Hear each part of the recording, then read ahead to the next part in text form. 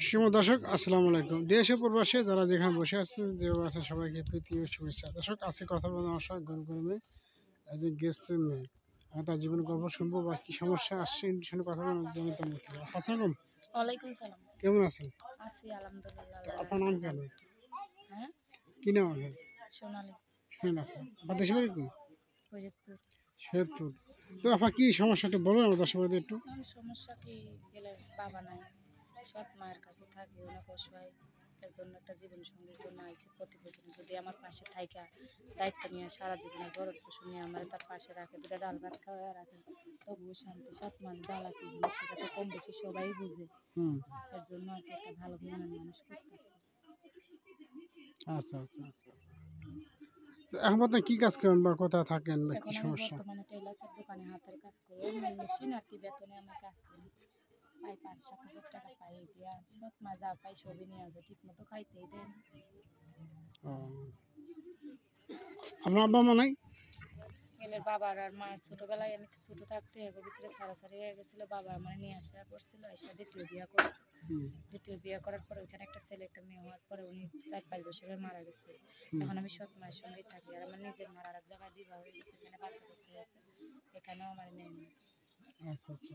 এই যে আপনি বলছিলেন যে আপনি বাসাতে কাজ করেন, মানে কাজ সিলাই মেশিনে কাজ করেন, কয়টা পান? দৈনিক কয় টাকা দেয় বা কী সমস্যা এখন মানে কী? কাজ হিসাব করে ঘন্টা 50 টাকা করে দেয়, যে কয় ঘন্টা করতে পারি 200, 250, 300। 5 ঘন্টা 6 ঘন্টা করতে পারলে এরকম, 6-7 ঘন্টা করতে পারলে 300, 350, 250, 200, যখন যেরকম আর কি কাজ যেরকম আসে ওরকম কাজ করি। কাজ কম থাকলে কম, আবার একেবারে কোনোদিন কাজ হয় না, বাসায় থাকতে হয় এরকম। আপনি জান করে আসেন কটা? যাই সকাল 8টায় আসি, বিকাল 5টায়। কত 5টা সময় কাজ না থাকলে 3টা 4টা বাজে চলে আসি, 2টা বাজে আসেন না? আসি। যাওয়ার সময় কি খাবার নিয়ে যান বাসা থেকে?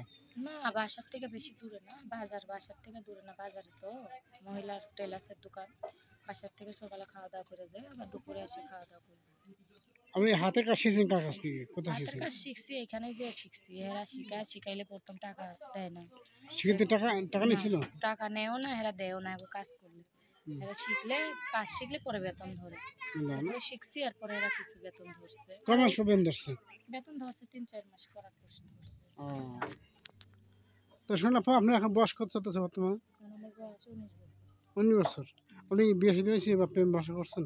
হ্যাঁ, বিয়ে শাদী হয়েছে। হয়েছিল বিয়ে না? শাদী হয়েছিল একজনের সঙ্গে, উনিও ভালো না।